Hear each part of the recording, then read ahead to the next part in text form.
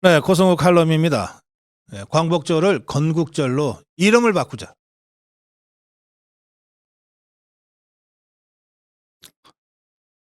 어제 국회에서 광복절 기념 대한민국 정체성 대토론회라고 하는 토론회가 열렸는데, 이 자리에 이종찬 광복회장 그리고 이철우 교수가 참석해서 발언을 했어요. 그 참 이상한 부자네요.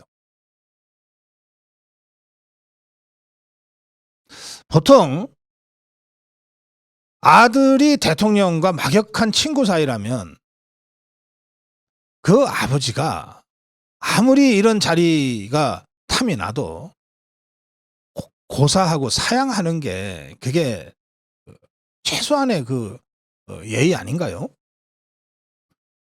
그런데 이 이종찬이라는 광복회장, 자기 아들 이철우가 대통령과 세상이 다 아는 막역한 오랜 친구 사이라고 알려져 있는데도 부득부득 광복회장 한번 해먹어야 되겠다고 지난번 선거에서 떨어졌는데도 다시 선거에 나가서 근소한 표차로 간신히 이겨서 지금 광복회장이 됐어요. 그 처신 자체가 참으로 천박합니다. 그런데 이자가 광복회장이 돼서 계속해서 우리 자유파와 윤석열 대통령, 윤석열 정부의 역사인식과는 완전히 다른 아주 회개망측한 논리를 갖고 지금 윤석열 대통령과 윤석열 정부를 공격하고 있습니다. 그러면 대통령의 친구인 이철우 교수가 자기 아버지가 어쨌든 광복회장으로 일하고 있는 데 대해서도 늘 삼가해야 하거늘 그 이종찬이가 허구한 날 대통령과 윤석열 정부와 완전히 다른 이 역사 주장을 할 때 아니 제 친구를 봐서라도 아버님 좀 자제해 주십시오. 이래야 되는 게 또 당연한 거 아닙니까? 그런데 이자가 말이에요. 지 아버지보다 더해. 같이 나갔어. 같이. 이 토론회에. 같이 나가서 같이 마이크 잡고 발언을 했어요. 그래서 제가 이 이종찬이하고 이철우 이 두 사람이 대한민국 역사 정체성, 정통성과 관련된 발언을 한 거 아닙니까? 그래서 제가 도대체 이 자들이 역사에 대해서 무슨 전문적인 식견이 있나 그러고 봤어요. 이종찬이는 역사학자가 아니에요. 경기고등학교 나오고 육군사관학교를 나오고 서울대학교에서 행정대학원 행정학 석사입니다.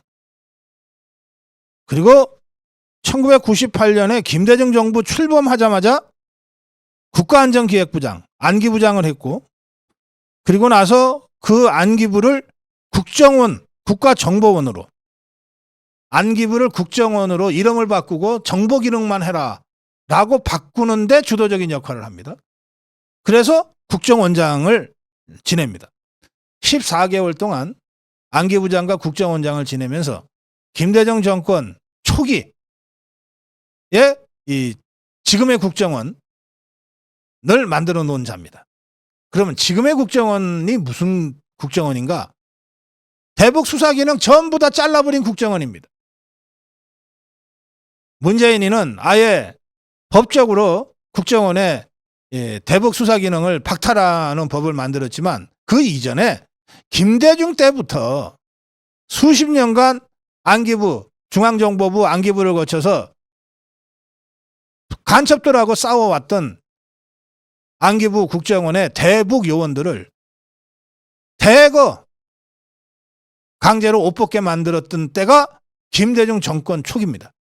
그때 그 짓을 하수인이 돼서 직접 했던 자가 바로 이 이종찬이라는 자입니다. 그런데 이자가 처음부터 그럼 김대중의 개 노릇을 했냐? 아니에요. 이자가 육사 교수를 하다가 전두환 정부에서 안기부 기획조정실장을 합니다.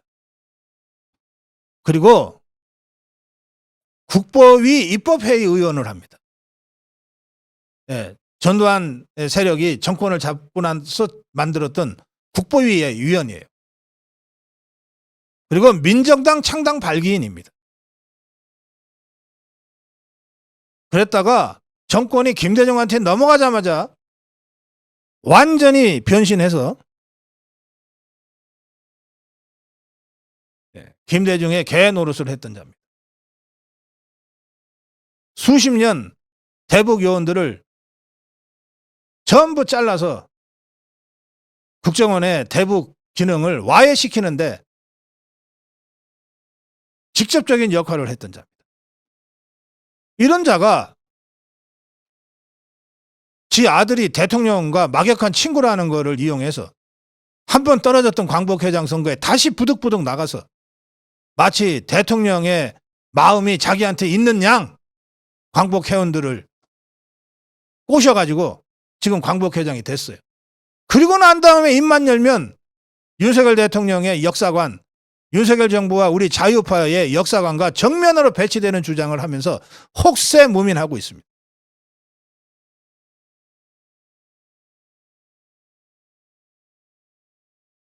이자의 아들, 대통령과 오랜 친구, 막역한 친구 사이라고 하는 이철우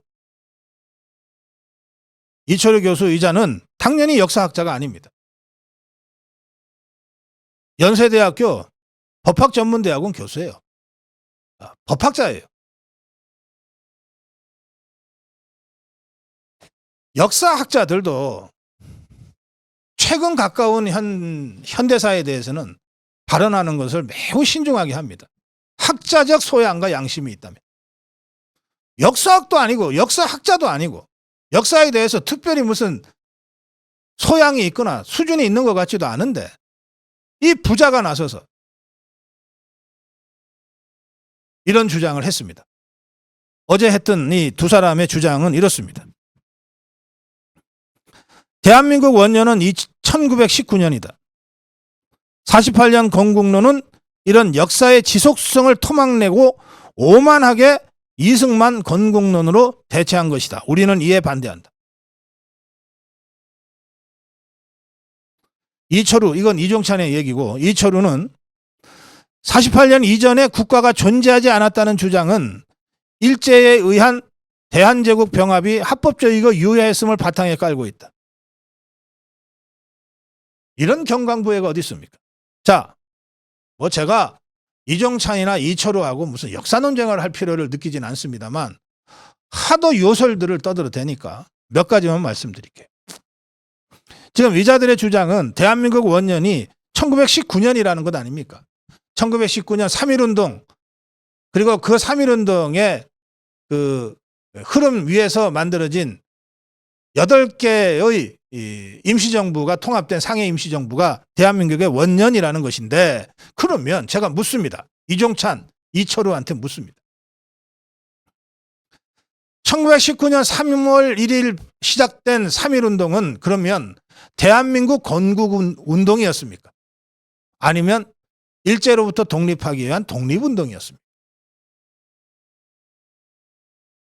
1919년을 대한민국 원년이라고 주장하려면 3.1운동이 건국운동이었고 그 결과 성립된 상해 임시정부가 대한민국 건국의 시작이다. 이렇게 주장해야 되는 거거든. 왜 3.1운동이 독립운동이었냐 건국운동이었냐. 정확하게 답변해라. 이것도 못하냐. 이거는 초등학생들도 배우는 것이다.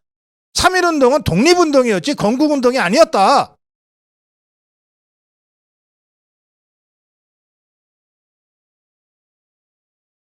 우리가 3.1운동을 독립운동으로 기념하는 것이지 건국운동으로 기념하는 게 아니다.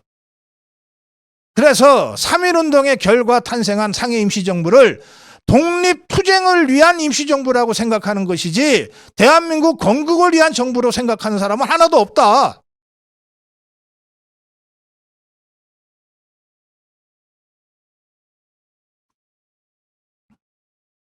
또 이정찬의 발언 중에 뭐 갑자기 하늘에서 떨어진 결과 어쩌고저쩌고 하는데, 대한민국 건국 1948년 8월 15일 대한민국 건국이 어떻게 갑자기 하늘에서 떨어진 것이냐. 하늘에서 갑자기 떨어진 것은 1945년 해방이지. 자, 우리 정직합시다. 1945년 해방. 수많은 독립운동 지사들이 독립운동에 투신하고 헌신하고 목숨을 버렸지만, 그렇다고 해서 우리의 독립운동의 역량으로 해방이 된 거냐? 아니잖아요. 일본이 항복을 한 것은 대한민국이 항복한 것이 아니고 미국이 항복을 한 거라고. 천황이 태평양 전쟁의 패배를 인정하고 항복 선언을 한 것은 미주리함 위에서 더글라스 메가더 장군 앞에서 항복을 한 거라고. 일본이 항복을 하니까 그 결과 대한민국이 해방된 거란 말이에요.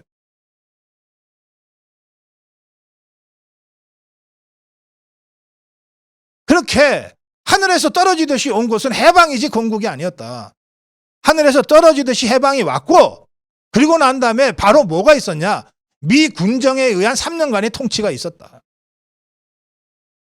그리고 그 미 군정 3년 동안에 우리 대한민국의 주류 자유우파는 대한민국을 건국하기 위한 처절하고도 치열한 3년간의 이념 전쟁을 치를 수밖에 없었다. 북한의 김일성 집단과 싸웠고, 남한의 남로당 박헌영 집단과 싸웠다. 그러면서 46년 정읍선언, 48년에 50단선, 48년에 7월 17일 헌법 공포, 그리고 비로소 그 1년의 역사 과정과 정치 투쟁과 이념 투쟁의 그 결과로서 1948년 대한민국을 건국하게 된 것이다. 어떻게 이것을 하늘에서 뚝 떨어진 것처럼 얘기하느냐?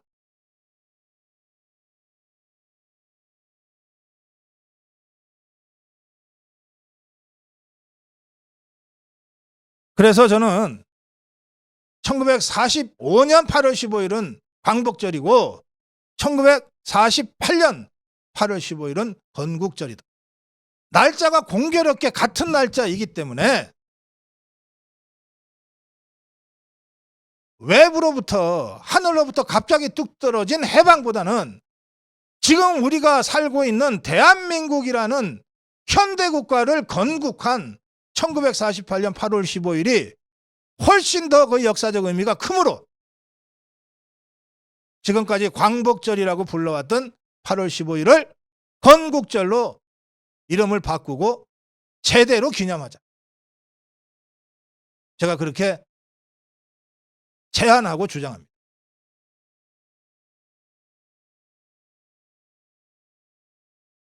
고성국 칼럼이었습니다.